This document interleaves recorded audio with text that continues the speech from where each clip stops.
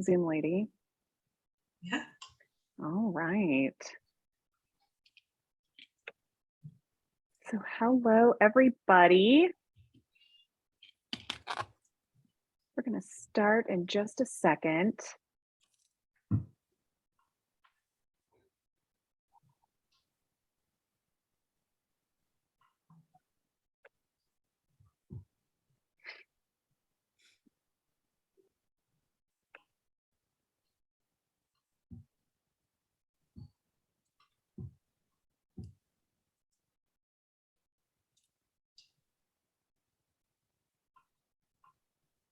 As y'all are joining us, welcome, welcome, welcome. We are so happy to have y'all here.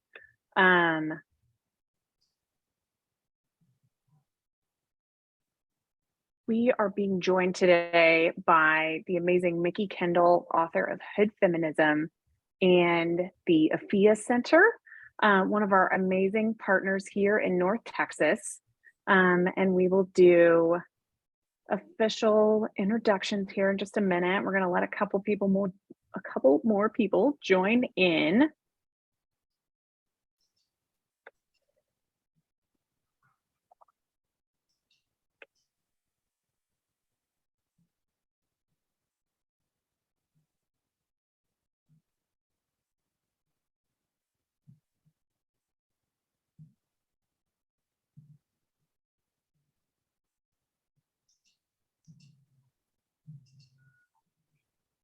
Just so you guys know, as we're getting started, we are going to be taking questions in the comment section as we are going through the event. So as you hear things that you've got more questions about, or maybe want some more details about, or ideas that you'd like to hear us go through a little bit further, feel free to ask those questions, and I will in the comment section, and I will ask those of our amazing panelists today after we have our discussion. So we're going to get started here in just a second, getting all of my screens situated so that it doesn't look like I'm looking off into the distance.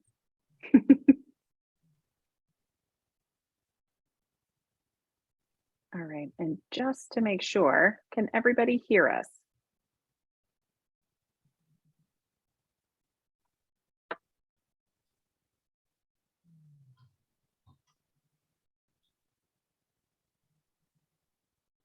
Do we need to say things?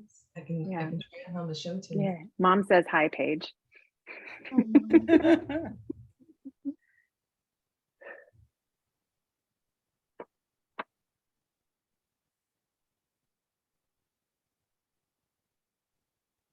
Okay, great. Myra said she can hear us. Let's go ahead and get started. We'll have some people join us as we start going through. I am so excited today. My name is Jenna Royal, and I am the founder and executive director of Raise Hell Texas. And I am so honored to have all of you join us today for the first episode of our virtual series on the hows and whys of activism here in Texas. Today we are joined by the amazing Mikki Kendall, best-selling author of Hood Feminism, and our amazing partner, the Afiya Center, represented by Marcia. I'm going to let them introduce themselves a little bit more in just a minute, but we are also going to be led today in our discussion by our vice president, by Raise Hell Texas's vice president, Paige Dixon. Before we get started with the discussion, we are an organization that amplifies the work of nonprofits around Texas so that we can help them bring in volunteers so that they can do the critical structure building work that we so desperately need here in Texas. We know that these organizations have a lot asked of them, and so we want to help them bring in as many people as possible so that they can do this long-term organizing work that we've seen work so well in other states like Georgia. So we have partnered with the Afiya Center here, an amazing partner on reproductive justice, so that we can have a really insightful conversation with Mikki today about reproductive justice and feminism in communities of color. And the reason that we're starting with this book is, and on this topic, is because we want all of our work at Raise Health Texas to be done through the lens of inclusivity and centering the voices that are most impacted by the work that we do. And that is what Hood Feminism is about. And I'm so excited to get more into that. But this book really has been revolutionary in my own activism, and really charted the course for how we are going to approach our organizing and our partnerships and our programming here at Raise Health Texas. And so I hope you find this discussion as enlightening as I did. I hope that you pick up the book if you have not yet, and read through it. I am somebody that will listen to an audiobook, and I absolutely recommend the audiobook, because hearing this in Mikki's voice made it 10 times as impactful as just reading it on the page, and I have done both. I'm somebody that typically will listen to an audiobook at 2 times speed, but this book stopped me in my tracks. It pulled me up, and I slowed it down and listened to it, and would stop it and rewind it and go back over it and really mull over the thoughts that Mikki imparts, because it is just so revolutionary, and really utterly changed how I look at my volunteer work and my activism. And so without further ado, Paige, why don't you go ahead and start us out? Hi, thank you all for being with us this evening. Oh man, this is so incredible to get to be able to lead this conversation with Mikki and Marsha. I've been so excited about it all day today. First, we're going to introduce Mikki Kendall, a New York Times bestselling author, and allow her to tell us a little bit about herself. And then Marsha, we're going to do you after Mikki, okay? So, hi everyone. I write books, I run my mouth on the internet, I have a lot of opinions. I get paid to have those opinions now, which is weird. More specifically, I am a Chicago Public Schools kid. Whatever you've heard about Chicago Public Schools is wrong, just gonna tell you. I was for a long time poor, low income, public housing, all of the things. I was one of those Black girls people say things about, at risk, whatever. And because safety nets existed, because of activism that made those safety nets continue to exist, I was able to leave a bad relationship and get on my feet, and all of those other cool things that bring me here. But more importantly, because I didn't have to worry about whether or not my bodily autonomy was subject to an outside party at the time, I could make choices that made it possible for me to be able to be here with my husband and my kids today. And I just want that world for everyone. I would like a better world than that world, to be honest. But as a baseline thing, I want people to be able to have housing, food, human rights, healthcare, that kind of thing, so that we can work on making things better.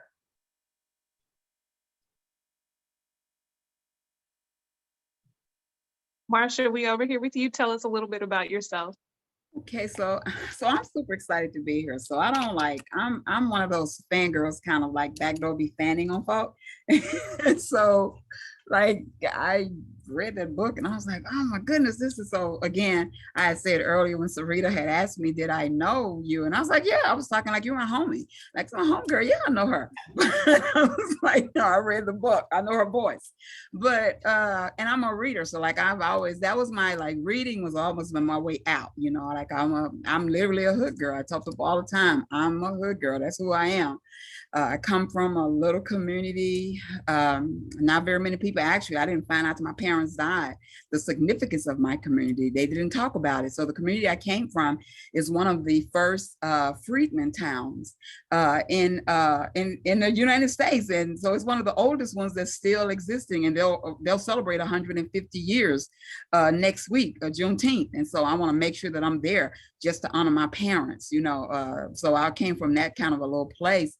But I am the executive director, one of the founders of the Afiya Center. And the Afiya Center was just like, it was a thing that had to happen. I come from the HIV community. I'm still there.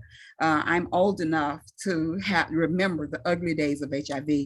And I'm a church girl. I've been a church girl all my life, but I got real angry at church because I ain't like the way they were treating the men that I love, who were Black gay men, who were the musicians, who were the music directors, who like they were just letting them die, you know? And I was like, if this is what God is doing, I don't want no parts of God, you know, because like this ain't right. And so that's what brought me into the RJ world. I came into it. I just like made those promises. I was a teenage mother, so I couldn't immediately jump and go do all those things. I had to raise my little people. And so when my daughter, my youngest daughter became 16, got about 16 or 17, and I had kind of found my way through corporate America, and I was able to put back some coins so that I knew her college would be okay. I was able to kind of get out of that and go back and make right on some deathbed promises that I made in the HIV world. And so I left corporate America to find my way. And in finding my way in the HIV community, I literally stumbled onto reproductive justice. And I said, hey, that's my thing. That's what I'm supposed to do. Because there have to be a better way to talk about HIV and how it impacts Black women than shaming our behavior, you know, in the way and so, because I didn't know RJ, but I did know social justice and human rights. And so that brought me into the world. And from there, it's just been an interesting journey. So I find myself at 60 and kind of ready to move on, because I am in the process of moving on so that some of these younger, brighter, amazing young Black women can sit in this space that we've created at the Afiya Center. And so it's just a really interesting place to be in. So anything else I say will get me into what we're going to talk about, but that's what kind of bring me here. I'm a closet writer. I have about 4 books in me. So listen, you can't mention being a closet writer in front of me. I'm gonna tell you now. That means I want to see it. I want to see it on the page. Book on the page. Yeah. Also, hold on. I want to see your nails because I'm a nail girl too. Oh, those are good. I did this, but now I might do that next. Okay. That's so basic. All right. Oh my gosh, man, this is so amazing. Oh, I just can't tell you what this feels like right now. But I'm going to get into my first question, and it's really a standard question I always ask people whenever I talk to people that do the work that we do, and that you all do. What is your why? And I have to explain that sometimes a little bit, because your why is a little bit different than like how you got started. It's usually the thing that when you're ready to throw in the towel, because this is all very taxing. Mikki knows when we talked about doing this interview, I just was like, just had enough of all the trauma and all of the things. And so usually your why is that thing that grounds you whenever you're like, I'm about to throw in the towel, I can't do this anymore, I'm about to tap out. And it recenters you on, okay, this is my why. And it for me helps me to keep going. And so I'm going to ask both of you this question: what is your why? And Marsha, we're going to start it. Well, Marsha, you spoke last, so Mikki, we're going to start off with you. So for me, my great grandmother, Penny Rose, was the first woman in our family who was legally able to read. Her parents had been enslaved. She was a firecracker. We're going to light that up for a second. And made sure that her daughters were able to go to school, not just to 8th grade, which is really all she had, but all the way through high school. And in a couple cases, college. So her daughter, my grandmother, was very big on reminding me of what we didn't have, that we had access to now. And that just because things can seem hopeless doesn't mean you stop fighting. You're gonna need to be able to do X, Y, Z to take care of yourself, to be able to take care of people around you, be able to take care of your kids. And sometimes when I get real fed up and I think about stopping, I remember that I come from the kind of people where the story of their origin includes the words, well, after they killed those white boys for trying to kill them, they went to Chicago. I can't do less than Penny Rose would have done, because that would dishonor Penny Rose and everything she did and everything she sacrificed to set us up for the future. My grandmother took me when I had, my childhood is a situation, we'll put it that way. My grandmother took me. My grandmother got up every day to make sure I went to school. She was doing some things that are now illegal, but we call it the lottery these days. Then we called it policy, to make sure that there was food and everything else, with my grandfather, who was still working because there was a child in the house. He had to take care of that child, but he only had an 8th grade education. And so in our family, you couldn't drop out of school. You couldn't just give up. Not that you couldn't ask for help or you couldn't do other things, but these are the obstacles. Your job is to figure out how to get over that obstacle. If you got to walk over it, blow it up, dig under it, go around it, whatever you do, your job is to get past the obstacle in your way. And because of that, when I am told no, what I hear is, I need to step on your face, right? I got to walk over your head to get to where I'm going. And that's what we're going to do. You don't have to like me. You don't have to like how I move or any of those other things. But I come from people who remember what being enslaved was like. I grew up on the stories that Mariah, Penny Rose's mother, told her, and that Penny Rose told my grandmother, Dorothy. And if they could survive that, we can survive anything. Wow. Okay, Marsha, I'm gonna try to hold it together. Yeah. So the why for me is that I don't know. I've always known that I was supposed to do more. I've always felt like I've always been a dreamer. You know, I grew up. I remember one of my first movies that I loved was The Wizard of Oz, and I remember wanting to have a hurricane, right, like Dorothy, to take me out of this place that I was at. Because again, I didn't know the value of, I didn't know the stories. I don't know why my parents didn't tell the story. It may have been too much pain attached to the stories, but they didn't.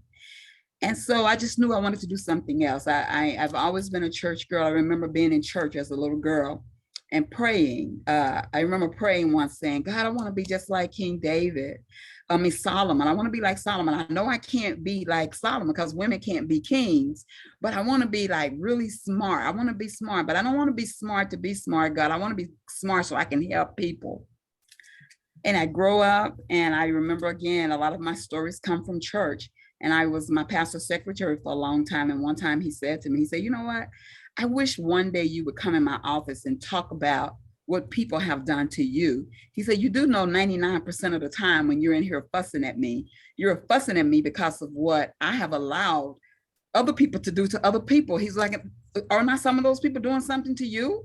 Like, come in here and let me rescue you sometime.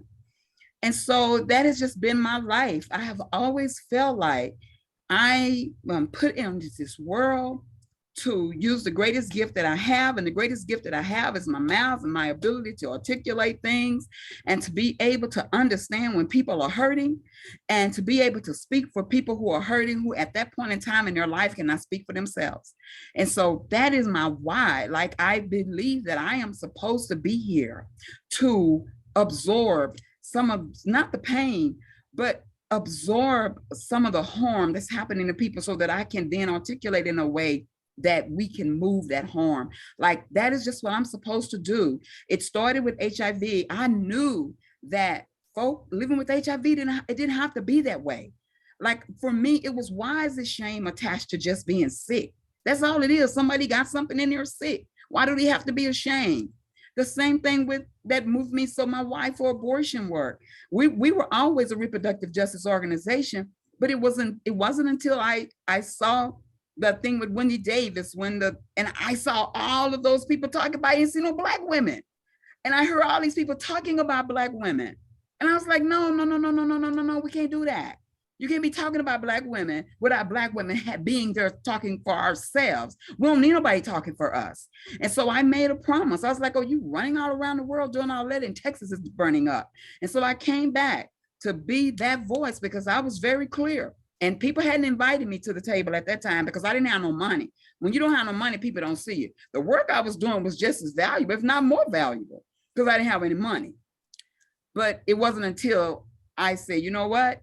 I'm sure, like Shirley tells me, you don't have to invite me to the table. I'll bring myself to the table and bring my own chair. And so that's what I did, because I knew that if we were going to be talking about Black women in Texas and abortions and access and all that, I was going to be that Black woman leading that charge. I wasn't going to have other people talking for Black women. And so that's my why at this point.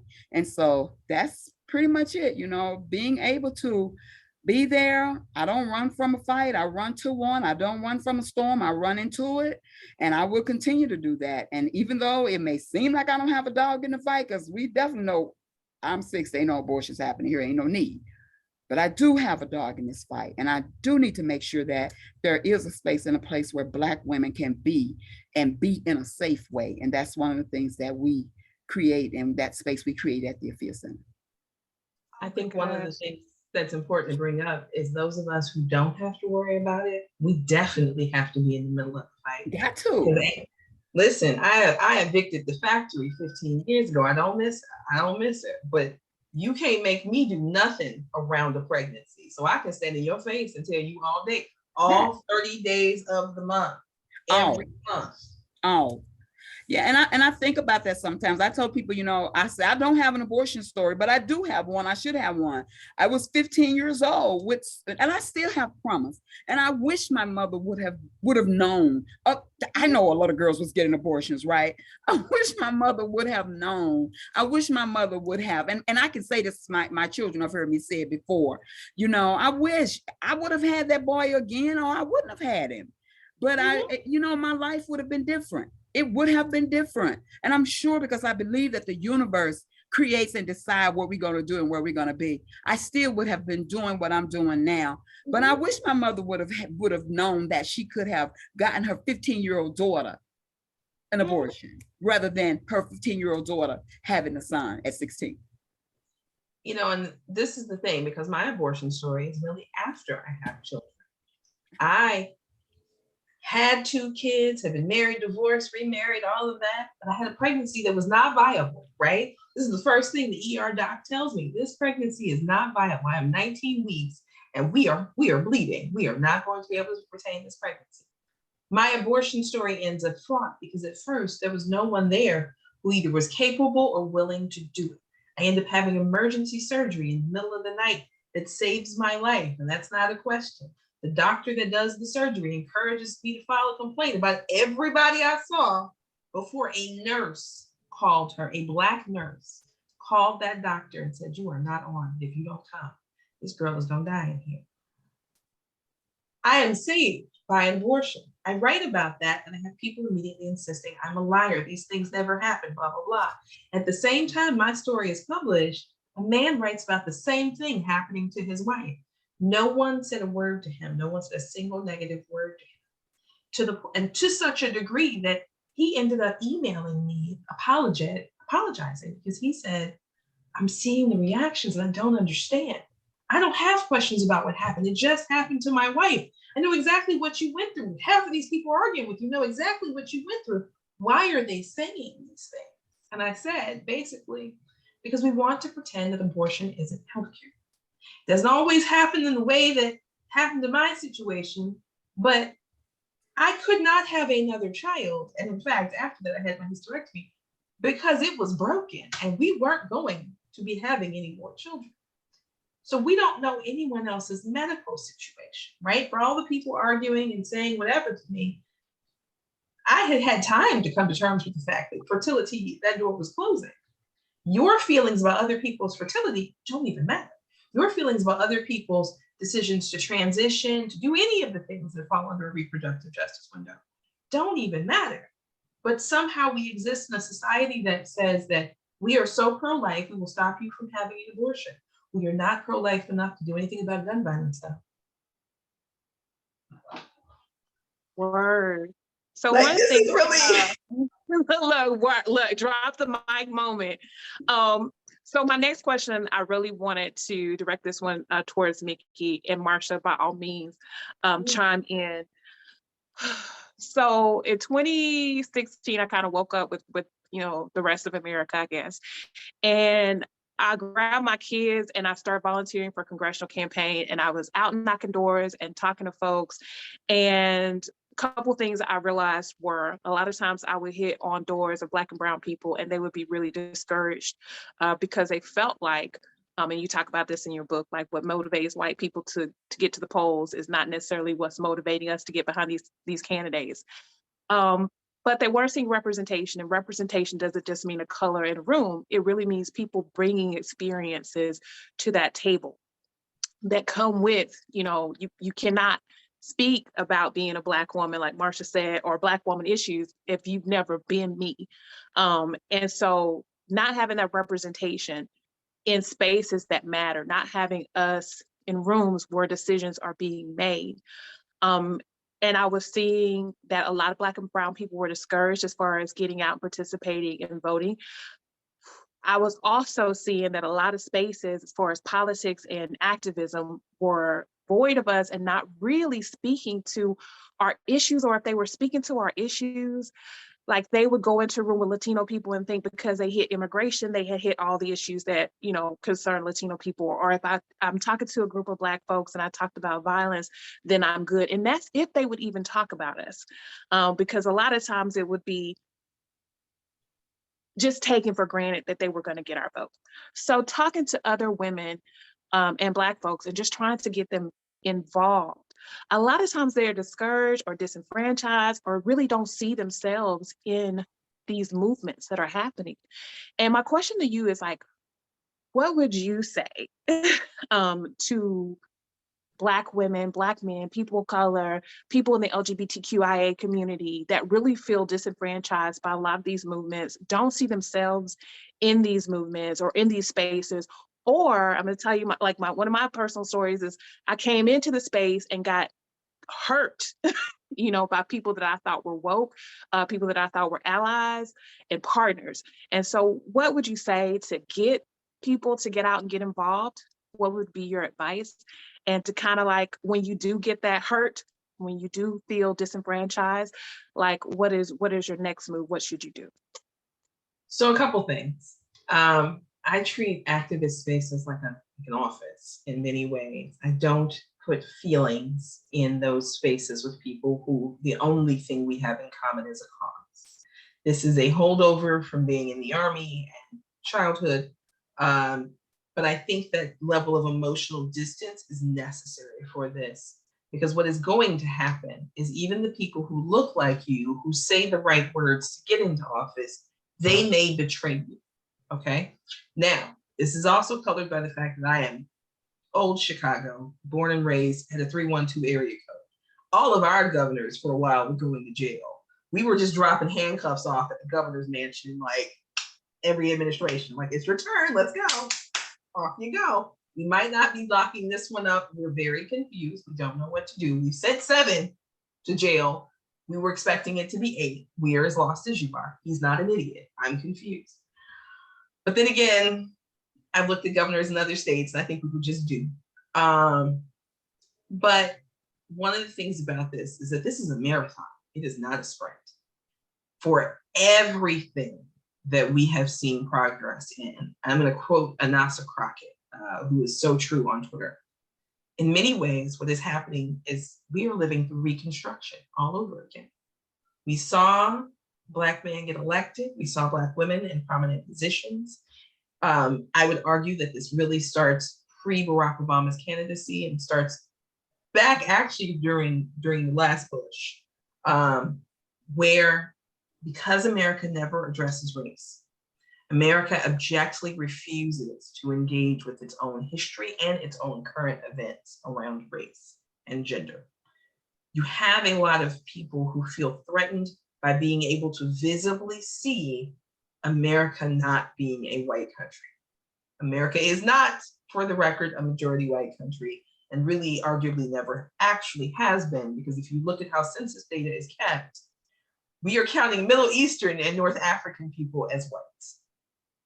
We are doing some things to cook those books in full public view, right? Okay.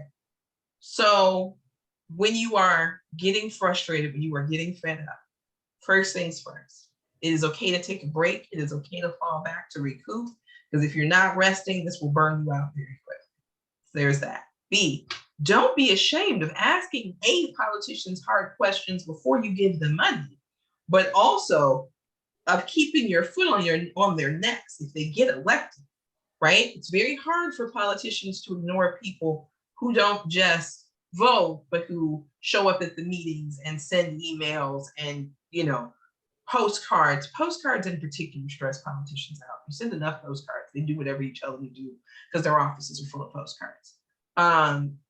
But one of those things, though, is that you also have to be willing to fire a politician. You have to be willing to be like, oh, nope, you are not doing the job we hired you for. Because in some ways, we've created this fallacious impression that A, presidents can do everything, and B, that if we don't own the presidency, then we don't have anything. Neither of these is true, right? What we saw with Betsy DeVos when she was put in charge of the Department of Ed, Betsy DeVos was a hot mess. And if anyone has feelings about me calling her a hot mess, feel free. I'm gonna say it to your face. Her staff, long-term government employees, deeply embedded because they'd been there forever, were her biggest opponents.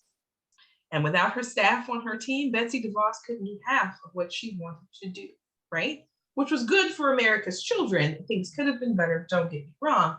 But sometimes your job is to be an obstacle. You may not win, but your job functionally is to be an obstacle to this person and to be a never-ending series of barriers to the thing they want to do. So that means in some cases, if you're not seeing representation, you have to run for office. This requires you to have a certain temperament, a certain level of patience. I personally lack it because I would slam heads off tables in Congress. I know this about myself. My personal favorite version of Congress is a fist fight, but I want to go back to the days when we could just have duels, like resolve it that way. But when you are getting frustrated and fed up, also anger is a tool.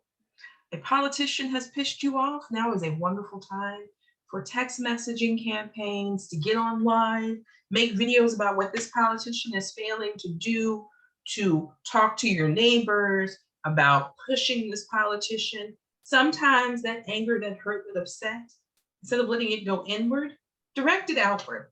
The best target for your ire, for your rage, for your grief, for your whatever, is the person who is failing to do the job they were hired to do, right? If that means you are calling the state's attorney and demanding they investigate, great. You're calling the feds and write letters to the attorney general demanding they investigate. IG, pick your poison.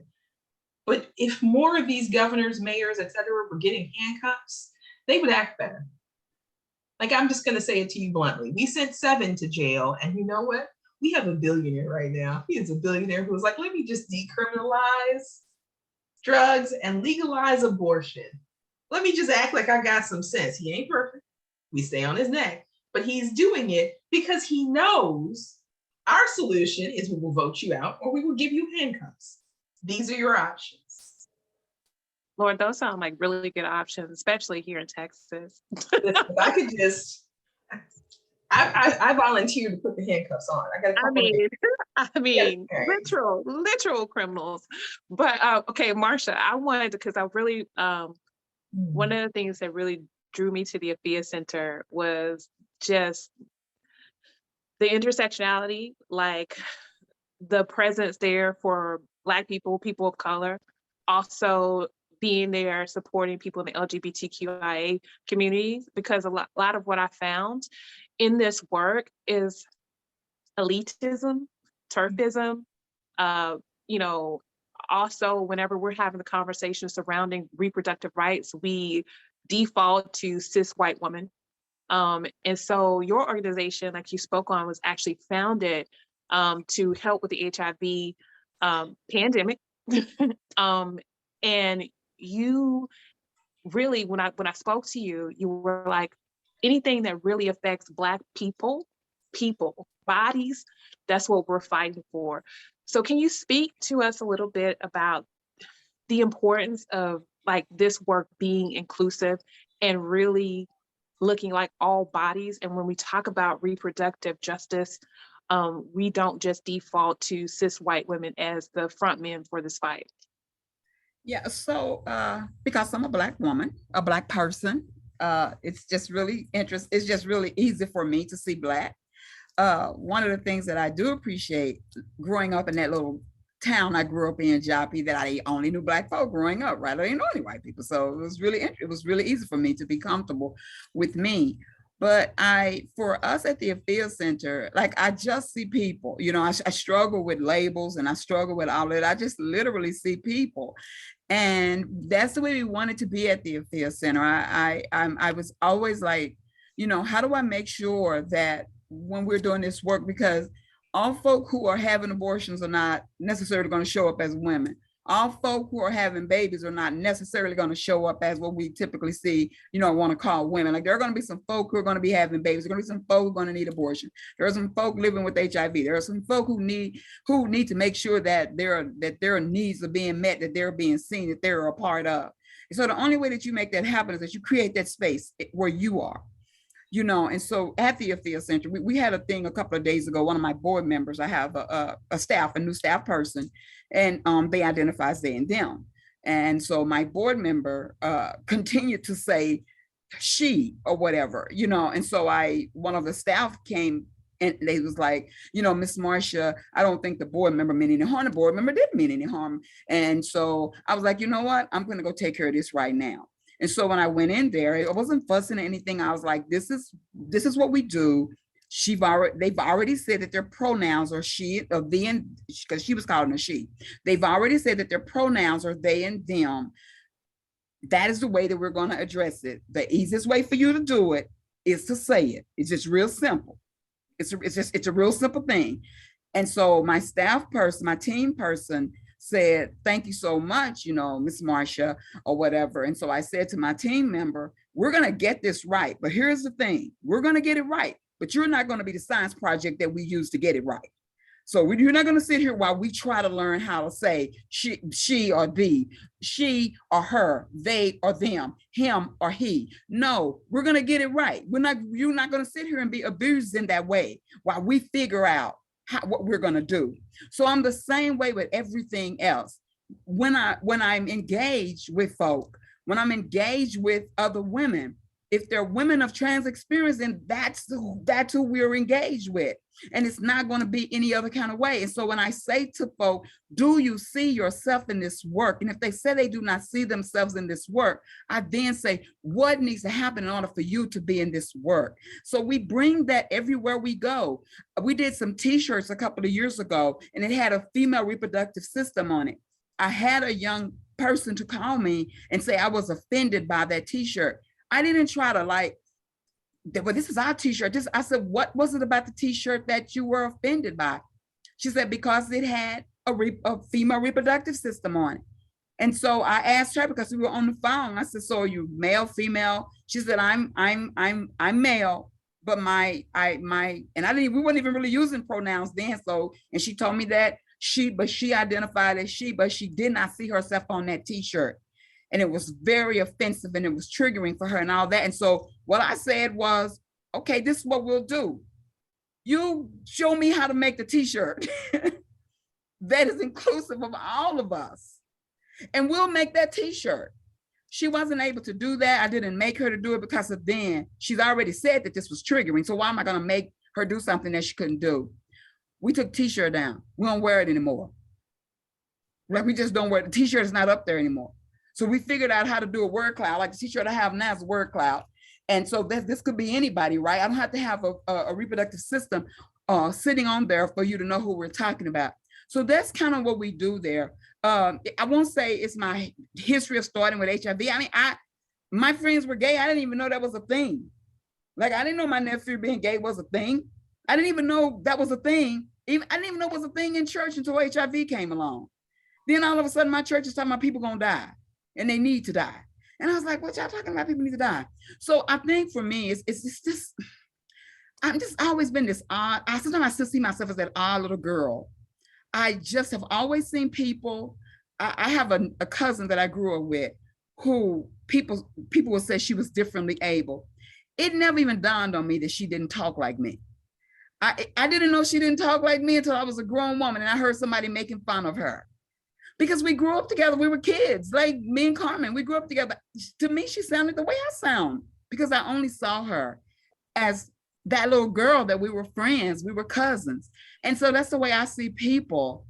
There's no difference to me, you know, there is a difference because I want to honor how people show up in the world, but we're all people. So I'm very clear when I'm doing work with people around abortion, I want to know, what do you have in place here for folk who are going to show up who's not identifying as a woman, but they're going to need your services? how do we help to make sure that you can serve those folk in the way that they leave that your space feeling honored and a part of being there? And so, and even though my board chair is a woman of trans experience, that's not why Miss Angela is my board chair. Miss Angela, she just happens to be a woman of trans experience. Miss Angela is my board chair because she believed in the work that I was trying to get started when I didn't know if I even believed in it myself. She just happened to be a woman of trans experience, you know? And so it's those kind of things. It's just seeing people. And at the Afiya Center, we just see people, but we do see Black people. We're very clear about that. Is that we see Black people. And you will always hear me say Black people. You will very seldom hear me say BIPOC or folk of color. And I take that is not to disrespect those terms. I understand what they mean, but I also understand that inside of that space, I have to be allowed to be Black, because inside of that space, if you take away me being Black, then you take away a certain part of my autonomy, a certain part of who I am. And also inside of that space of BIPOC or women of color or folk of color, be clear that it is Black folk who are going to be harmed the most. And so it is very important to me that we honor our Blackness and that we honor folk. I can't get caught up into all of this other stuff. And I rarely see white cisgendered women when I'm doing the work that I do. I probably see them the way in which they see me. That what I mean by that is we probably don't see each other. And I could do better. I like that you touched on the fact, because I have a friend who was like, I never say women of color, because she was like, our own experiences as Black women, Black people is very unique. And I think a lot of times people don't understand that even in those spaces of other people of color, we are still discriminated against, you know, and we still need our own representation. Okay, Mikki, I want to talk to you about in the book. Am I going to get to say something about this book? Yeah, I told you before we started. Okay, I just like that stuff what we was what you want to talk about. Go ahead. I appreciate it, but yeah, okay. I told you. Go ahead. Go ask Nick what you were going to ask. I just wanted to make sure that's the direction we're going in. No, because that was my next question, was talking to her about the book. But if y'all want to divert, that is perfectly fine, because you hit on a part that I thought was very important in your book, where you were talking about, I'm on my 5th pregnancy, and you know, we decided to have the baby, things did not go right. In this moment, with all that we're dealing with, especially when we're talking to white women in the space of activism as far as reproductive justice, I've had conversations, like me and Jenna have talked about, sis, when I go to the doctor, just period, it's hard for me to be heard. It's hard for me to be believed. I always walk out of there feeling like I'm crazy, because I've always been told, oh no, you're fine. And then in the 9th hour, when things are really bad, they finally figure out what's really wrong with me. Mm-hmm. And so for Black women, it isn't just about reproductive justice. It's just about general healthcare justice, like being seen, heard, and believed. And that was important to me because, you know, I have spinal damage, nerve damage in my arm, because I had gone in to see doctors and I was telling them exactly what was wrong with me. And they would say, oh, we think you're stressed. I wasn't stressed. I actually had a disc that had herniated and I had nerve damage. And it's always been like that. I have scary mortality, maternal stories about how I was pregnant and you know, things were going sideways and I'm trying to talk to the OBGYN and, you know, they're dismissing me. And that for us is a reality. Before we even get to reproductive justice, like just existing as a Black person and trying to be heard by your healthcare provider. So you talked about that in your book, and someone had said, like white women are fighting for reproductive justice, but Black women have never stopped fighting just to be seen, believed, and heard in healthcare. And so if you could talk to us a little bit about that. So maternal mortality rates for Black women in America, for Black people who can get pregnant in America, are incredibly high. We're 3 times more likely to die in childbirth. In my case, I now know many years later that a previous history of fibroids and endometriosis should have been a reason for someone to have the conversation with me that my doctor eventually ends up having with me before we decide to go ahead with the partial hysterectomy, right? I had scar tissue, all of these things, but I had it because every time I had said anything about endometriosis or fibroid symptoms, I was told, oh, just take this pill, it's fine, you'll be fine. I needed an intervention that was no longer feasible by the time we get to the hysterectomy. I needed an intervention years before, right? And in my experience, I have a thyroid condition, and I no longer see white doctors if I can help it. I primarily avoid them. And I know there'll be people who will be like, well, wait, that's discrimination. No, here's the thing. If I look at your page of your patients and whatever, and there's no one who looks like me, we ain't gonna work out. I'm gonna skip the problem, right? And I do that because my thyroid condition, which was part of what had gone wrong, we eventually figured out, my thyroid condition was missed till I was almost 40. Like, they thought I had multiple sclerosis, and I really just had a thyroid condition that had progressed beyond all reason. It's managed now, but because no one was listening to me. And what happens more often than not, and I'm good at being a patient advocate, both for myself and for others, is that we are effectively having to figure out, self-diagnose, find the right specialist, go into that specialist, present all of our data. I have learned the sentence, "Are you declining to treat me?" which is a great way to get the tests that they don't want to give you and all of these things, right? Getting good healthcare is expensive, emotionally and socially, as well as financially. And I've had healthcare outside the US because I know about 5 people are going to be like, well, it wouldn't be any better anywhere else. Yes, it is. I can tell you for a fact it absolutely 100% is better outside the US. I know for a fact because I was treated in Germany and I've been treated in England. We are getting the shortest end of the stick already just being here. And then in that short end of the stick, we get the shorter end of the stick in terms of racial bias in healthcare. Unfortunately, in terms of regulations around things like insurance and treatment, and frankly, a lot of doctors don't know what they're looking at on bodies that are not white. They cannot recognize a condition that does not present the way the white body in the textbook looked, right? And as a result, we then don't get great treatment. Also, unfortunately, because of bias, shout out to J. Marion Sims, who tortured Black women to develop gynecology as we know it. J. Marion Sims' abuse of Black bodies is still reflected in the way, this for the white cis women who are like, well, this has nothing to do with us.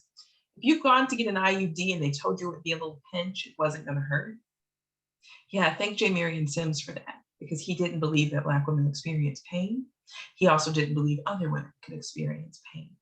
So all of these things are tied together. Our ill treatment, we are the canaries in the coal mine. Black and indigenous bodies are the first on the line. And then right behind us, you're talking low-income Latinx, low-income Asian, and then low-income white, right?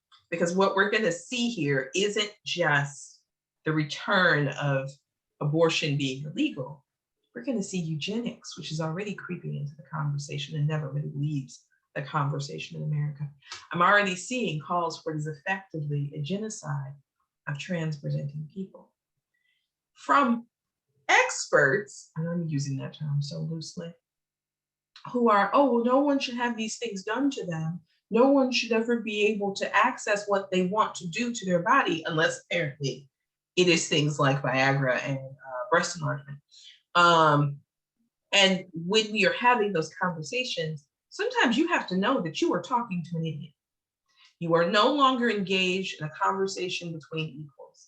I know somebody's going to want to send me an angry email. Go ahead, baby, I'm going to ignore it. Because what happens is that you say, well, I don't like, well, I don't want, I don't think children should. And nobody really cares what you like. If you don't want an abortion, don't have one. If you don't want to transition, don't. None of these things have anything to do with you. Other people's meat suits are none of your business, right? The part that is your business that we are sort of failing to address is that as long as we allow these things to be legislated, the buck doesn't stop with the Black and Indigenous people. The buck doesn't stop with the low income people, right? We've actually seen this version of America already. We know what it looks like. What it looks like is people being confined to asylums because we declared their interest in transitioning as a mental health issue. It looks like abuse. It looks like what happened today, a 16-year-old upon finding out that their parent was being investigated to commit suicide because they are trans and they didn't want their parents to be in trouble, right? These people went to take their child in for help, and now they have to worry about the state coercing their child into a suicidal moment. We are failing when we're talking about healthcare and the other things to show up for people who are not us. We are also effectively failing then to show up for ourselves, right? There's that whole first they came for when we're talking about the Holocaust. You know who they actually first came for? Trans and Black people. And that's not to say that what happened to Jewish victims of the Holocaust is not awful and important. But before they got there, it was Black and LGBTQIA and Roma folks that were targets. They practiced, right? And they got the idea for that practice from what the US had already done to Black and Indigenous people in the US. So we cannot afford, right? We're not sliding towards fascism, we're backsliding into fascism.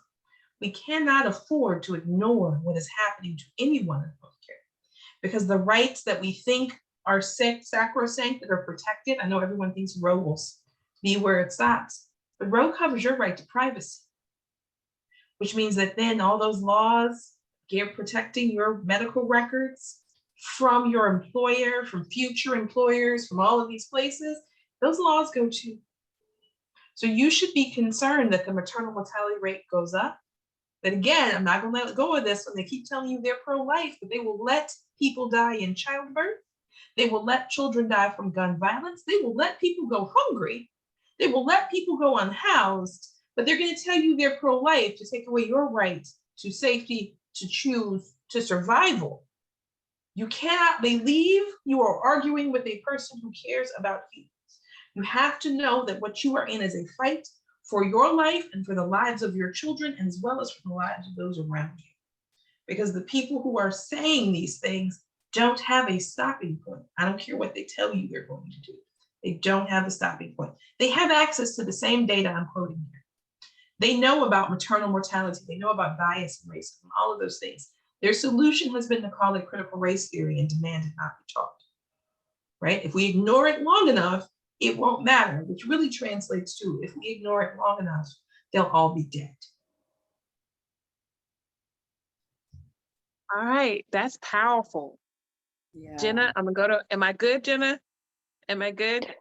Yeah, ask one more. We're almost coming up on time. I'm hoping we can cheat a little bit and get a little bit more time out of you guys for a couple of questions. Because I was going to give the floor to Marsha so that she can talk absolutely. about the impacts. Because she does incredible work here Absolutely. in Texas, and the Afiya Center is just like, I mean, when we're talking about, Raise Hill, Texas, everyone's like, the Afiya Center, have you connected with them? And so Marsha was saying, hey, I am a super fan of Mikki. I had this book, I listen to this book all the time. So Marsha, can you tell us how impactful the book has been to you and how it's helped you in the work that you do? So the book, for me, I was thinking about this today. What can I say really short about the book? When I think about feminism, and I never saw myself as a feminist, and I subscribe to womanism even now. I saw this, I was like, white girls have so romanticized feminism. And that is just not the story for Black girls. And the way we walk into this, and so the way this book, I never really read a book. I was like, that is my story. Like, that is like somebody finally, like, my education didn't bring me here. Like I have like, I don't even know what degree I have. Anyway, I have a couple. But for the better part, I got degrees so that I could live. You know, I didn't want, my mother said, like, you may have this baby, but you're not gonna work at McDonald's. So you got to make good grades in school. You got to know how to type. You got to know how to do all these things so you can get a decent job. But anyway, I rolled into reproductive justice, but I had all of these stories. I had all of these stories that really told the world who I am and who I was and how I showed up. And that book really talked about it. Like there was, like, I love the chapter where you talked about you pretty for a. I would get so often, oh, you're pretty for a fat girl. Or you're pretty, you know, if you're pretty for this, or you're pretty for that. Oh, you're pretty for an older, oh, you're almost 60. What? You know, like all of these things, and people just don't understand how that impact who we are. As like I'm still now trying to unpack who I am as a Black woman and my value as a Black woman. And I go out here in the streets and I do all of this stuff and I hold down all of these spaces, but I still have to come home and convince myself that I'm even worthy of a thank you sometimes. All of these things and trying to show up in these spaces as a Black woman. And this book just so encompassed all of that. Like our feminism is so much deeper than our womb. You know, like that's for those of us who even have a womb. But it is so much deeper than that. It goes so much deeper than, can I have an abortion or can I not have an abortion? Right now, we're living in a country where they're talking about having an abortion, but I'm still concerned about if you're gonna force all these women to have babies, most of the women we serve gonna die. Mm-hmm. Or even if they don't die, they're gonna be dealing with, if it ain't mortality, they're definitely gonna be dealing with a morbidity. And are their children even gonna be healthy? And you know, and it's just a whole myriad of things. And so this book, and like, it's so, when you talked about gun, like the whole thing around gun, like we grow up in gun violence, and sometimes it is not even a thing for us. Like when I was listening to your book, and you was talking about how your uncle, your grandfather snatched you, and I was thinking one day I was walking down the street, and some boys was playing like games with a car. And it is by, I don't know, the grace of whoever that I'm not dead, because they was playing with guns, they was driving a car fast, and they came from just a second of hitting me and killing me. And I just kept right on walking down the street to my apartment like it wasn't no big thing. Because that is it was a part of the community that I lived in. It is a part of all of those things, but it is all of those things that it brought me to who I am today, that created me. So the book, like I've listened to it about 3 times because I see myself in that book. And I even like had some of our team, I was like, you need to read this. Like our policy person now, I like, you need to read this book.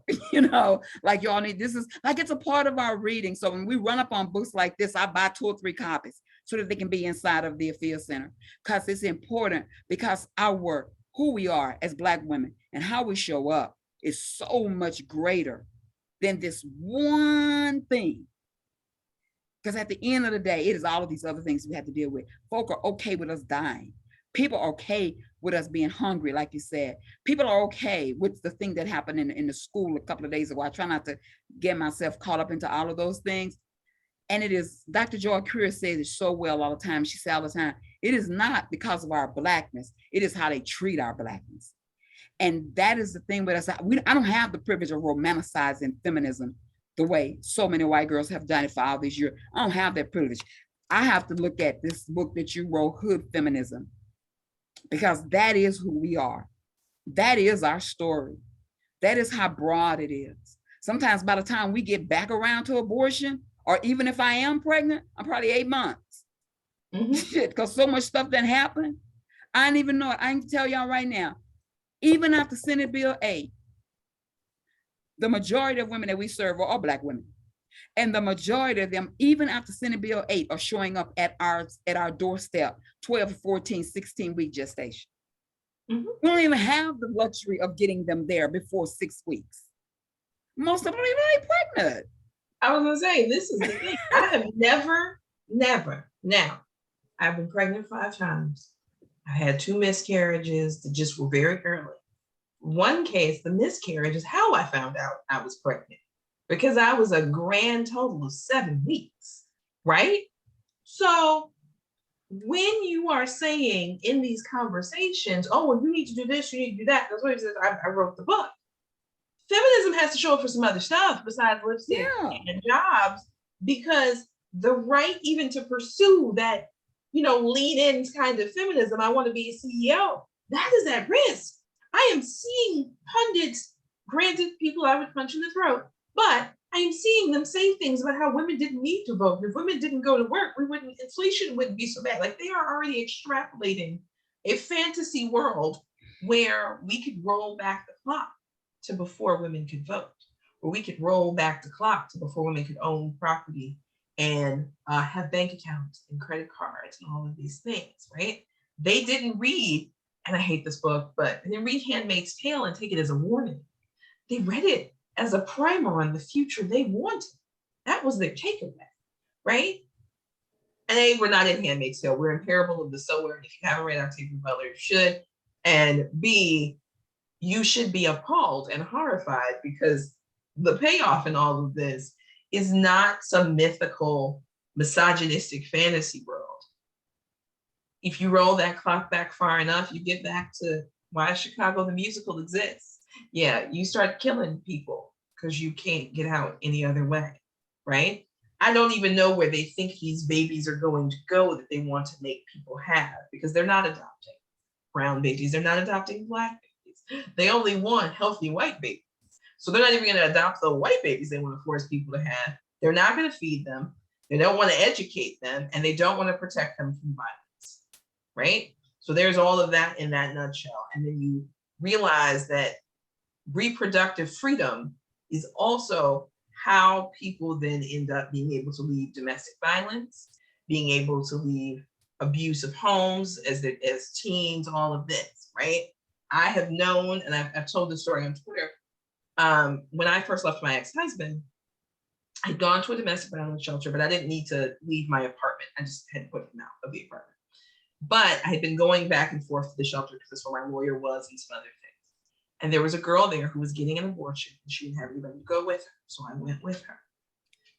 Her reason for aborting was an abusive ex who was the father of the baby, right? She was not actually worried about what he would do to her, though in my brain, she should have been. We were sitting there talking, and she showed me these round burn scars. And if you know where those came from. And her fear was that he would do the same thing to a baby, not just the baby she was pregnant with, but with any child, right? And since she had never chosen to be pregnant or to engage in the act that created this child, much less the rest of it, her plan was to have an abortion and then move as far away as she could. Because in many states, even if he has raped you, harmed you, he still has custodial rights and visitation rights. And you can do almost nothing to prevent him from having contact with you or knowing where you live, right? So he found out, my suspicion is that he had more than one friend keeping an eye on what she did and where she went, and she realized. He shows up, he does a whole dramatic production of crying, and he's sorry, and he can't believe he killed his baby, and blah, blah, blah, blah, blah, just blubbered his ass off outside.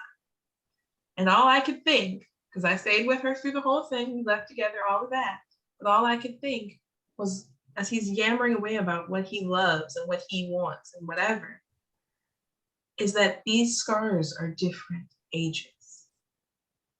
You didn't do this once. You did this to her repeatedly. And now you have the nerve to stand out there and play the concerned daddy victim. And I know people are like, well, this doesn't always happen that often. I'm going to tell you that 3 women die every day from domestic violence. Hundreds are abused daily in any given state, really thousands around the country. You don't know what's happening. And this is not a marker of poverty, of race, of anything else. It is gender-based violence that we do not address, right? And this is not just happening in heterosexual relationships. Thanks for playing if that was going to be your argument. That is not happening that way. As a result of that, when I wrote this book, one of the reasons I wrote it for people like Marsha, for people like me, for people who had to get it out the mud, frankly, is because people will look right over conditions there. But I'm also going to tell you something. The safest place I have ever been as someone in an abusive relationship was in the projects. Because when my ex-husband showed up on my doorstep, decided to act a fool, them boys who hang out, them boys who ain't got nothing else to do, let me smoke with you for a minute, son. He didn't come back to my doorstep like that. Yeah. And I think a lot about the conditions as we are saying, oh, this will be great, right? Amy Coney Barrett, well, adoption is an option we can feel secure in. Adoption by who? Because not only are you not adopting, but some of the ones who are adopting are killing those children, especially if they're Black. They're driving them off cliffs. They're abusing them. They're using them as slave labor, right? It's not like, oh, an isolated incident. That's happening all over the country. We keep seeing those stories. But someone like my ex who abused me could be someone who 5 years later, with a little bit of cover, adopted a child, right? And he's not the worst possible version of this, but I listened to that man outside and his voice lives with me. He sounded so heartbroken. He sounded so upset. But he had been abusing her steadily since he got his hands on her. And he was really upset that she was going to be able to get away. So at every point, when you are reading this book, when you're talking about survival, I want people to understand this is not an all men are bad or whatever. No. But what is happening right now effectively sets up people who have been abused or who are at risk of being abused to have fewer ways to get out and fewer ways to stay out. The work that we do is life-saving, even if it is not a fetus who will be saved. And it's definitely, I mean, I couldn't even imagine anybody seeing it as a all men are bad, all women or whatever. Not even all white folk are bad or all Black folk are good. None of it. To me, it just really do talk about and dig into the complexities of our lives as Black women and how we show up in these spaces. And sometimes, you know, folks don't think that we are as pro-abortion as we need to be. But like at the end of the day, we are as pro-abortion as anybody else. But there are so many things that's going on at the same time. Like I say to people all the time at the Afiya Center, we are literally the women that we serve. And so all of this stuff is happening while we're doing all of this other stuff. And so, yes, I know you need me to be out there protesting with you all day, but I also have a whole program over here where I'm working with women living with HIV, making sure that they're getting the services that they need. We also have a whole program over here where we are working with women who do choose to birth and making sure that they get the birth of their choice, you know, so we can make sure we have doulas and things like this for birthing folk. And we're also out here making sure that folk have the right information if they're going to vote. And we're also trying to get our hands in because folk are getting shot, folk are getting killed. There are so many things happening in our lives at the same time. And all you're doing is making sure that you are standing on the line protesting. And just be really clear, the protest is gonna look different now than it looked 30, 40 years ago with all of these Black women now at the front of this work. And so we are more likely to be harmed than another woman. Our life is expendable. They don't want to harm a white woman, but they don't have a problem with harming us. I'm not saying that a white woman won't be harmed. What I'm saying is that it looks different now. This go around fighting for Roe is going to look different than the fight 50 years ago. The asks are different. The demands are different. Those who are demanding the demands look different. And so it's just a different look. And so every time we get ready, I even think about the fact that I don't even go to those kind of things if I don't have security with me.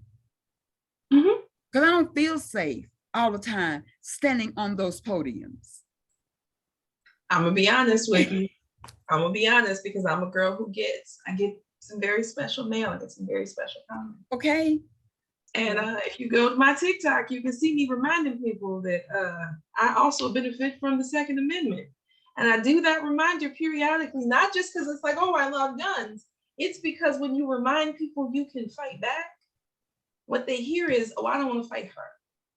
Let me reassess what I'm thinking about doing. But I do that on purpose because what I have noticed is that appealing to decency, appealing to any of the other things, none of that is working. None of that is working.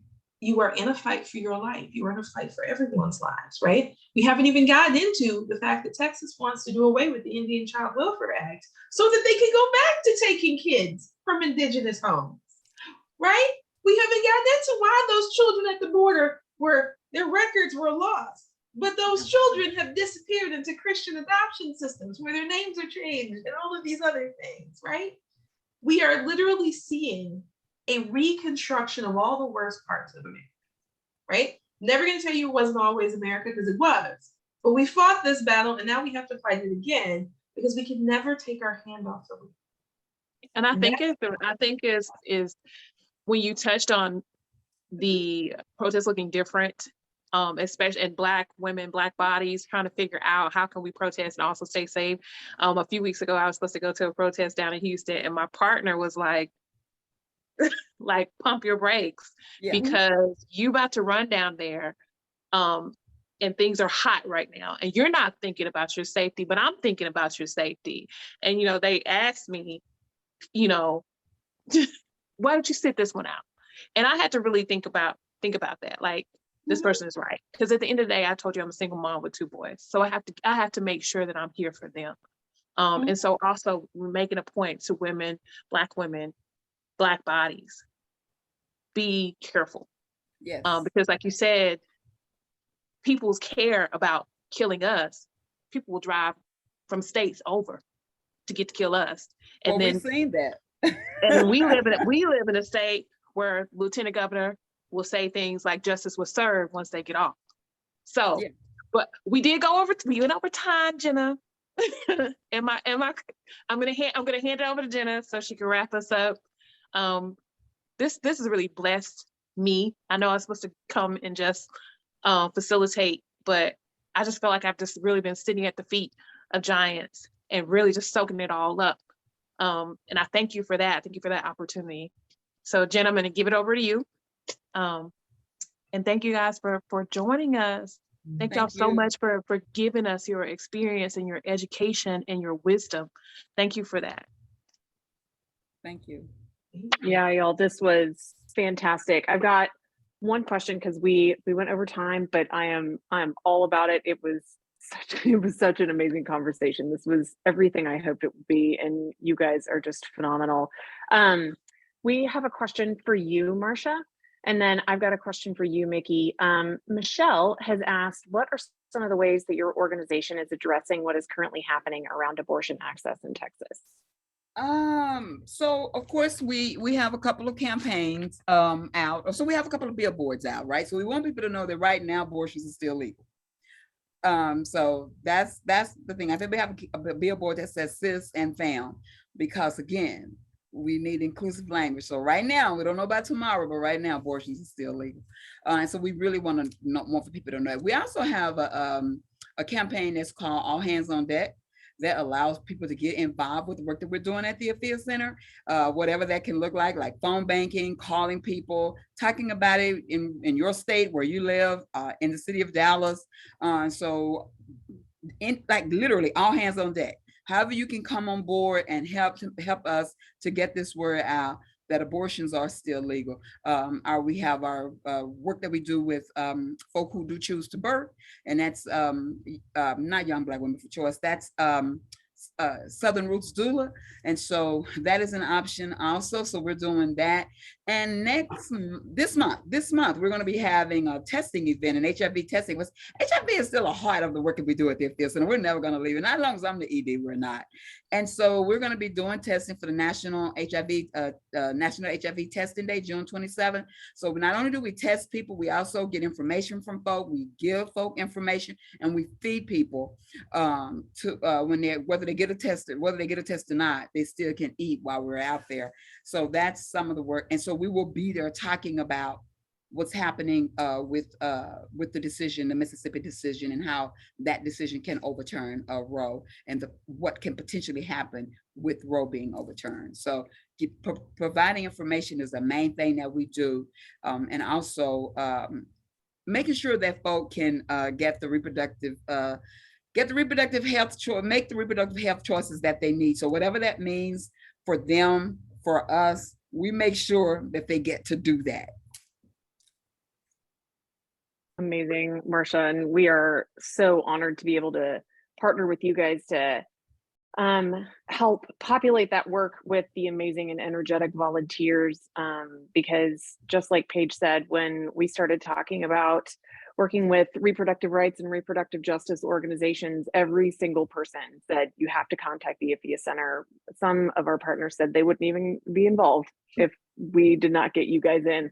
So the work I that y'all love to do hear is stuff like that. yeah, 'Cause, the work you know that what I y'all mean? do Because we have It's such an true. amazing team. I wish I would love to take all the credit, but we have such an amazing team. Like I get to do all the boring stuff now. I don't get to do all the stuff I really love to do, but without the volunteers and even partnering with folk like you all, it's important that we are, you know, having these kinds of partnerships, because what we do talk about, I am very, very, very proud and love the fact that we do this work in such a Black, unapologetic Black way. It is going to take all of us to fix this. There's no one way to fix it. And so we're super excited always to be a part of these kinds of conversations with you all. awesome. That's so great. Mikki, I've got a question for you for our white sisters like me who need some help. One of my experience with your book was coming into it having been highly recommended because I wanted to start looking into perspectives outside of my own about how to run programming here at Raise Hell Texas. And I thought I was doing a really good job as a feminist and in my activism work. And your book just blew the door wide open on everything I didn't know. So for activists, for white activists and for white feminists who want to figure out what they don't know, and want to take the first step into this, what is the advice that you would give to them other than obviously start with your book, which I tell everybody you have to read this book.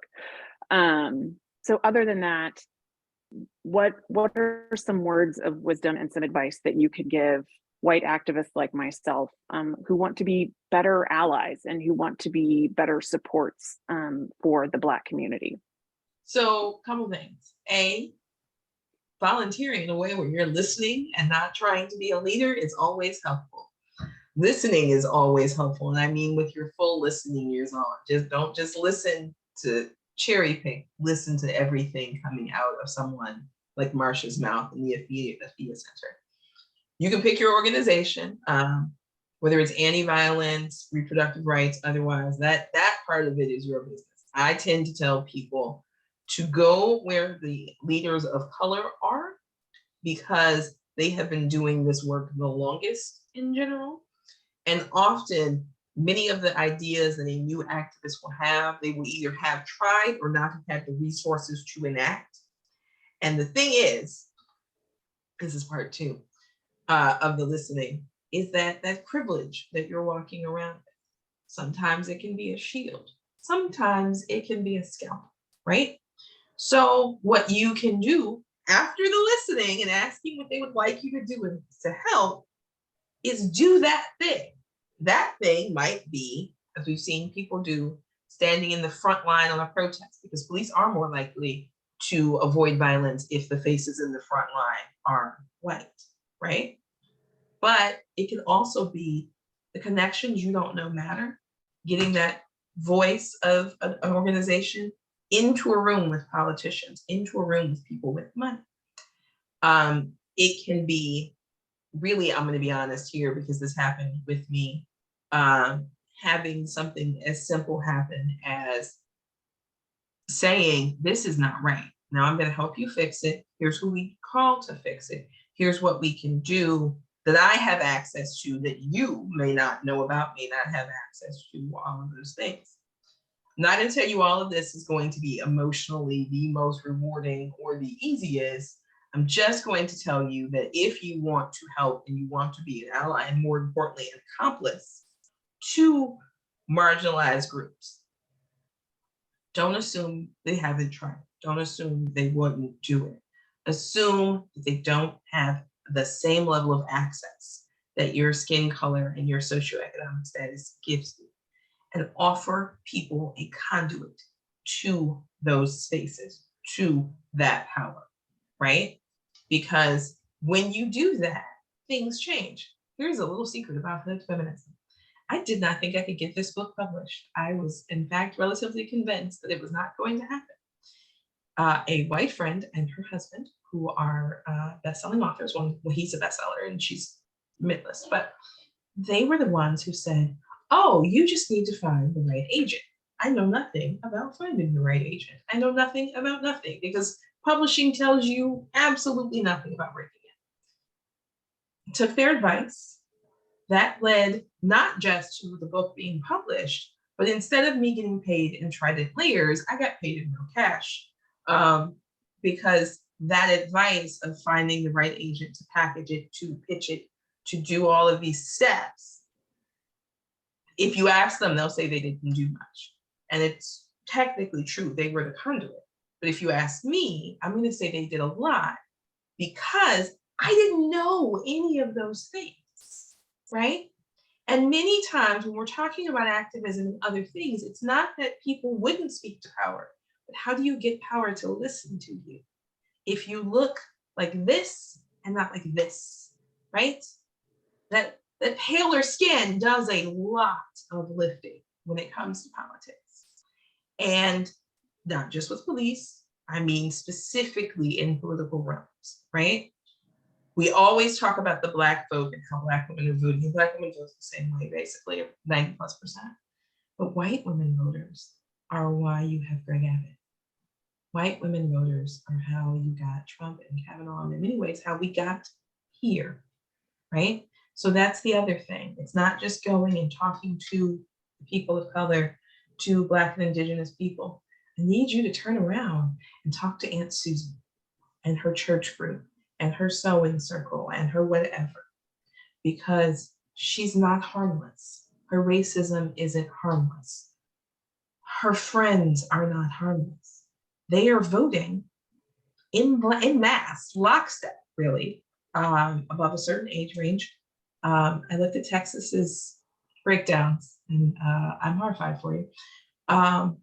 They are voting for the people who are taking away your rights, because to some degree, they are not concerned about their rights. They can't get pregnant, so they vote for the people who will force you to be pregnant without having to think about finances, without having to think about childcare costs or health or any of these other things. And we don't talk about white women as a voting bloc, but if we took white women's votes away from the GOP, we would not be where we are right now. So that is the other thing I would say to you. Not just how you personally vote. I need you to talk to your elders, right? The ones that you talk to. I know some of them are beyond all hope and kin, but some of them, honestly, all it takes is someone saying this is wrong and why, right? And I know that there is a tendency to say, well, boomers or whatever. I'm going to tell you something else. I need you to talk to your kids. I need you to be willing, with young white boys in particular, but also young white women, to talk about why these things matter, right? Being colorblind is not saving anybody. It's making things worse. Talking to them about what people on the internet are saying to them is also super important, because many of them are being recruited in spaces that you think of as safe. I spend a lot of time on TikTok right now for something I'm working on. I'm watching them be recruited. TikTok, Neopets, Roblox, all of these places. And unlike Tumblr, I know somebody can be like, what's different? On Tumblr, there's ability to push back in a way that there's less of on sites like TikTok, where it's all production and not much interaction, right? Your kids are on TikTok, they are on Twitter, they're on Roblox or Discord or wherever. And I'm going to tell you a story about a 15-year-old white girl whose parents were really freaked out because suddenly she was saying Nazi things. This was very new for them. But she had a boyfriend who she thought was 18 years old and lived in London. He was 33 years old and living somewhere in the Czech Republic. And no, she wasn't the only one, right? And I wish I could tell you that he was even not American. He was in the Czech Republic because he was wanted here, kind of a thing, right? So you have to talk to your elders who are listening to Fox. If you have to parental block Fox News from them, you can change the world. But also talk to your neighbors, talk to your friends, your cousins, whoever, because that recruitment by bigotry, by hate, is always ongoing, and the speech is the same. It's not your fault you're struggling, it's those brown people, it's those other people over there, it's those trans people, it's the LGBTQIA. All of these things are reasons to hate, and the world is bad because they exist, right? And that also means speaking up inside your churches, because the most segregated hour in America is still 10 a.m. And what is happening in Black churches and what is happening in Black churches with white people in them is very different from what is happening in all white churches, right? And I know I've just given you a list of places to go and talk to folks, but people vote from all of those places. People from all of those places are how we get here. They run for office, they vote, they donate, and we are focusing increasingly, it seems like, on the most marginalized groups and their votes, and whether or not they're voting correctly, with no conversation about the largest voting base and how difficult it is for the rest of us to outvote white women, especially in states that are, as a result of Jim Crow and other things, actually majority white. The country's not, but some states definitely are. And those states, regardless of population, have at least 2 Senate seats and are how we get here. So we have to not give them up, not saw Florida off or throw Texas away. We have to get people there to understand and care that the bad thing happening to the neighbor is going to be the bad thing that happens to them too. Thank you. And, you know, just like with your book, it always pulls me up and makes me stop and think, you know, it is quite an experience when you really, as a white woman, stop and say, you know what, I don't belong as a leader in this space. I am here to bring my privilege with me as a weapon for my friends to use. And so my cats are having a fight like right behind my desk. It just started our robot vacuum. Like, listen, we have been good a really long time. We've been really good. Yeah, I know. And now they're freaking out. It's dinner time. But anyway, so now there may be noise.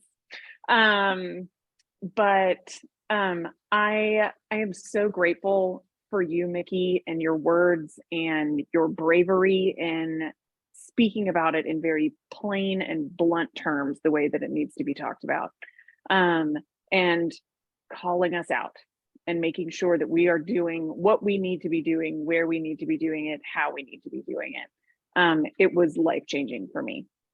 And not only did it make me a better activist, I think it made me a better friend to my Black women friends. I think it made me a better person of faith. I think it just improved me in all kinds of ways that I didn't expect and didn't really even notice at first. So I am so grateful for you and your book. And Marsha, we could talk all day long about how much we love the Afiya Center and everybody that is there and everybody that we get to work and play with in our work at Raise Hell, Texas.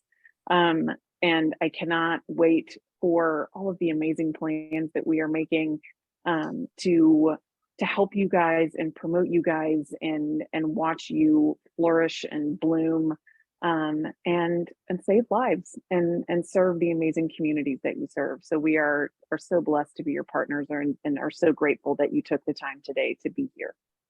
And I'm sure we'll see everybody at the Reproductive Freedom Liberation. Yes, by all means, plug that, please. But that's an amazing march that's gonna happen. Okay, it's July the 14th. But just go to the page, like they're doing some amazing work on that Liberation March. Like I'm so proud of the young Black and LGBTQIA folk who took that march last year from white women and said, no, that is not the way this march is gonna happen anymore. And so they did it last year. It was amazing. I was like playing around in DC somewhere, but I was like, nope, I'm gonna be in Dallas this year. I don't wanna speak. I don't have to be on the stage. I just wanna see all that amazingness happen. So I forgot that march is going to be absolutely freaking amazing. You all have to be there. Yes. Okay. And so you can go to the Reproductive Liberation March Facebook page. Is that correct? Yes. Okay. And if you want to be a part of it, just click on there that you want to join, and then they'll bring you in. I think they're already selling the shirts, so you want to get your shirt, because it's like, I think they're pre-sale right now. So, and I think it'll be black this year. Last year there was like 2 or 3 different colors. I'm wearing my last year's shirt. So no, yeah, definitely go to the page and get involved. Great. I love it. I love it. And then I would not be a good executive director of Raise Hell Texas if I did not also talk a little bit about the work that we are doing. We have some amazing Raise Hell for Texas or Raise Hell for Roe t-shirts and stickers that help raise funds for the work that we are doing with the Afiya Center, our community education work and our volunteer work with them, as well as our other partner, Planned Parenthood, Texas Votes. You can visit us at Raise Hell Texas, all spelled out, raisehelltexas.org. We are Raise Hell TX on Facebook, Twitter, and Instagram. You can find information about our partners, information about our board, and amazing people like Miss Paige Dixon over here. And I'm going to put in the comments one more time our link where you can sign up for more information about the work that we do here at Raise Hell Texas and how to get involved with us and the Afiya Center. We are going to also save this amazing conversation on our YouTube page and on our YouTube channel, and it will live there forever, so you can revisit for all of my white friends who want that amazing list of ways that we can be better allies and supporters and accomplices. Go back, go to the end of the conversation and just listen to it over and over and over and do every single one of those things. For all of the amazing Black women that joined us today and saw yourselves in this conversation and saw yourselves in this work, we are so grateful for your presence here. And for all of our supporters that joined us today on our first episode of our virtual series about the hows and whys of activism, we are so grateful for you. Thank you again, Mikki and Marcia, for raising hell with us today. Y'all are amazing. Y'all are the change makers, and we are so grateful for you. So thank you, everybody. We are going to close up shop tonight, but keep raising hell. Visit the comments for ways to sign up and get involved, and we will see you soon. Bye, everybody. This was great. This is so great. To have been here. This is amazing. I'm so honored to have been able to meet you, Marcia. You will probably be. I might be doing a little fundraising for the Afiya Center quietly. Look at there. Make sure you go get that little twist thing there. I'm going to, because I'm like, people like, it's a life changer. It's hot. I've been sitting here trying not to do the thing.